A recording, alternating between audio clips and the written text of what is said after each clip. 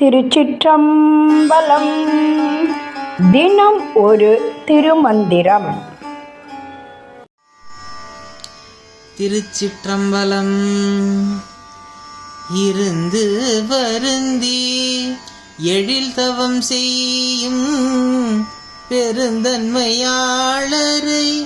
வேதிக்க என்றே இருந்து இந்திரனே எவரேவரினும் திருந்தும் தம் சிந்தை சிவனவன் பாலே.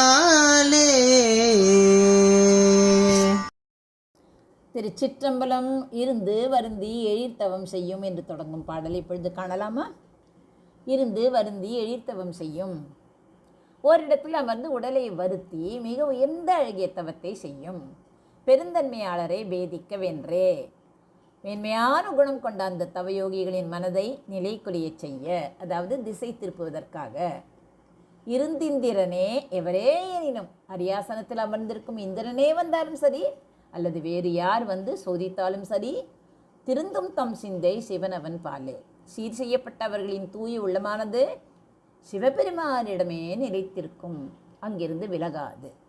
சுருக்கமாக சொன்னால், உண்மையான ஞானிகள் உலக இன்பங்களுக்கோ அல்லது தேவர்களின் ஆசை வார்த்தைகளுக்கோ மயங்க மாட்டார்கள். அவர்கள் நோக்கம் என்ன? சிவன் அடியில் மட்டுமே இருக்கும். ததீசி முனிவர் சிவபெருமானை நோக்கி மிக கடுமையான தவம் புரிந்து வந்தார். அவரது தவத்தின் வலிமை கூடிக்கொண்டே போவதைக் கண்டு இந்திரன் அஞ்சினான். தனது பதவியை பறிக்கத்தான் இவர் தவம் செய்கிறாரோ என்று பயந்து அழகான தேவதைகளை, அப்சரசுகளை அனுப்பி அவரது தவத்தை கலைக்க முயன்றான். ஆனால் ததீசி முனிவரின் உள்ளம் சிவன் பாலே திருந்தி நின்றது. அவர் கண்ணை திறந்து கூட பார்க்கவில்லை. உலக இன்பங்கள் அவரை வேதிக்க முடியவில்லை, அதாவது மாற்றவே முடியவில்லை. பிறகு ஒரு சூழலில் ருத்ராசுரன் என்ற அரக்கனை அழிக்க வலிமையான ஆயுதம் தேவைப்பட்ட போது இந்திரன் மீண்டும் அதே முனிவரிடம் வந்து உதவி கேட்டான். அப்போது ததீசி முனிவர் என்ன செய்தார்? சற்றும் யோசிக்காமல் உலக நன்மைக்காக தனது முதுகெலும்பையே தியாகம் செய்தார். அதுவே வஜ்ராயுதமாக மாறியது.